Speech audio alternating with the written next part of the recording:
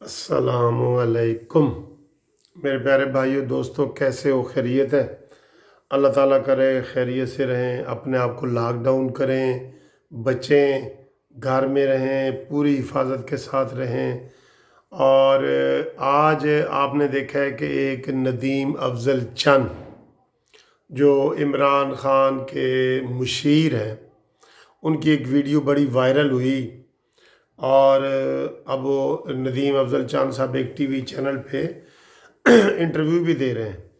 और वहाँ पे पहले मेरा ख्याल था कि शायद वो इससे इनकार करेंगे और कहेंगे ये डबिंग है और ये है वो, लेकिन उन्होंने उसको मान लिया कि ये मेरी ही थी। और मैंने अपने जो मेरा सेक्रेटरी है मुख्तार उर्फ मुख्तारे, उसको मैंने मुख्तारे को बातें समझाई हैं।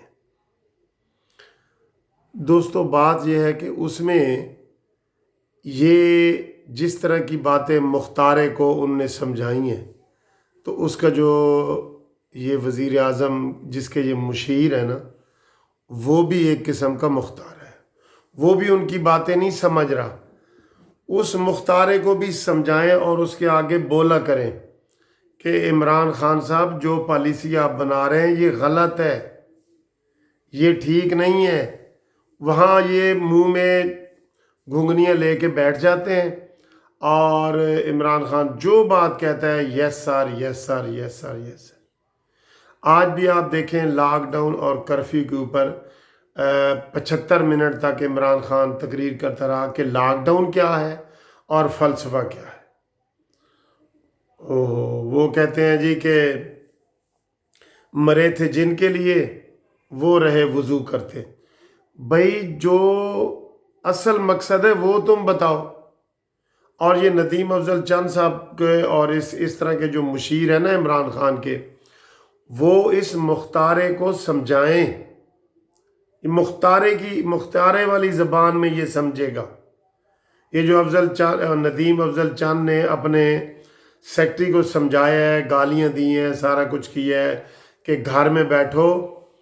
और एक बड़ी और ख़तरनाक उन्होंने बात की है। उन्होंने कहा है कि हज़ारों बंदे मार रहे हैं लेकिन हुकूमत नहीं बता रही। अब देखें, हमारे पास वही फिगर है जो वो कोऑर्डिनेटर काउंसिल के ज़फ़र मिर्ज़ा साहब बताते हैं। हमारे यहाँ वही हैं। और वैसे भी मैंने तो आपको बता दिए, क्योंकि ये टेस्ट ही नहीं कर रहे तो कोरोना के मरीज़ कैसे निकलेंगे। टोटल इन्होंने जो पंजाब में किए हैं वो 800 से भी कम है, और उसमें से आधे मरीज निकल आए हैं। जब आप टेस्ट ही नहीं करेंगे, आपके पास टेस्ट करने की चीज़ें ही नहीं है, तो फिर मरीज कहाँ से निकलेंगे? ये तादाद क्यों नहीं बढ़ रही? जितने भी यूरोपियन मुल्क हैं, अमेरिका मुल्क है, वो कहते हैं ज़रा भी आपको शक पहुँचे आप फ़ौरन अस्पताल आओ और अपना कोरोना टेस्ट करवाओ।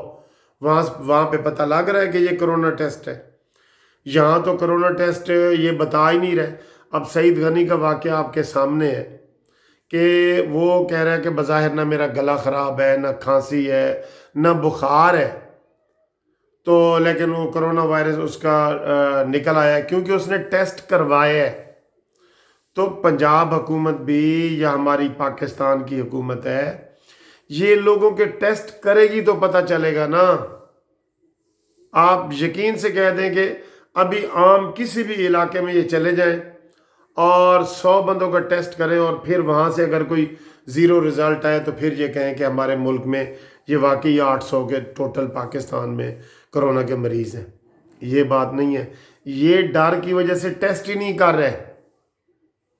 जैसे कबूतर जो है ना, वो आंखें बंद कर लेते हैं ना कि बिल्ली नहीं आ रही, और बिल्ली आ रही होती है।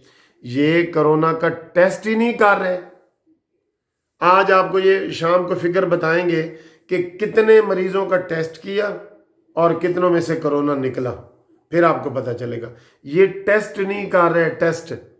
तो जनाब नदीम अफजल चंद साहब, हम आपसे ये रिक्वेस्ट करें कि अपने मुख्तारे को समझाओ कि हर बात पे जिद में ना अड़े।